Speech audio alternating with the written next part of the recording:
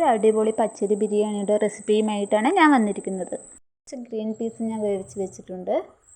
പിന്നെ പട്ടക്കറാമ്പൂ, ഏലക്കായ, പെരുംജീരകം, 2 മണി കുരുമുളക്, പിന്നെ 2 സവാള ചെറിയ കഷ്ണങ്ങളാക്കി അരിഞ്ഞത്, ഒരു വലിയ തക്കാളി ചെറിയ കഷ്ണങ്ങളാക്കി അരിഞ്ഞത്, ഇഞ്ചി വെളുത്തുള്ളി പേസ്റ്റ്, 2 പച്ചമുളക്, പിന്നെ കുറച്ച് പുതിനയില.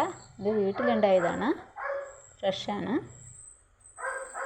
പിന്നെ കുക്കർ അടുപ്പിൽ വെച്ച് അതിലേക്ക് ആവശ്യമുള്ള വെളിച്ചെണ്ണ അല്ലെങ്കിൽ ഓയിൽ നന്നായി ചൂടായി വരുമ്പോൾ അതിലേക്ക് പട്ടക്കറാമ്പൂ ഇട്ട് കൊടുക്കുക.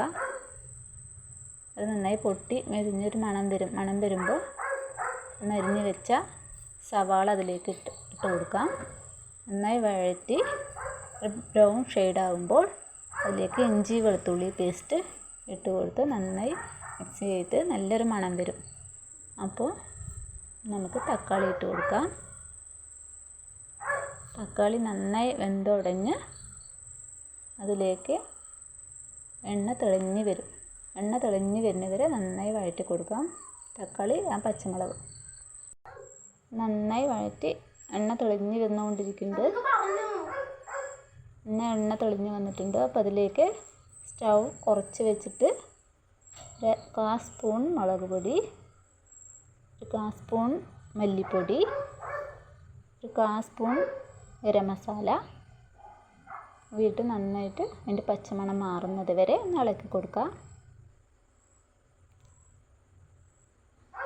സ്റ്റൗ സിമ്മിലായിരിക്കണം, അല്ലെങ്കിൽ പൊടി കരിഞ്ഞു പോകാൻ ചാൻസ് ഉണ്ട്.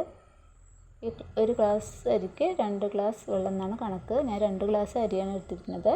അപ്പോൾ 4 ഗ്ലാസ് വെള്ളമാണ് ഒഴിച്ചിരിക്കുന്നത്.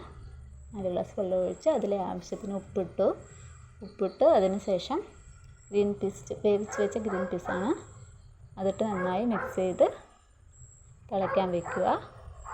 തിളച്ചതിന് ശേഷം നമ്മുടെ പുതിനയില അതിടാം. ഇതിട്ടാൽ തന്നെ ഒരു മണം, നല്ല മണമാണ്.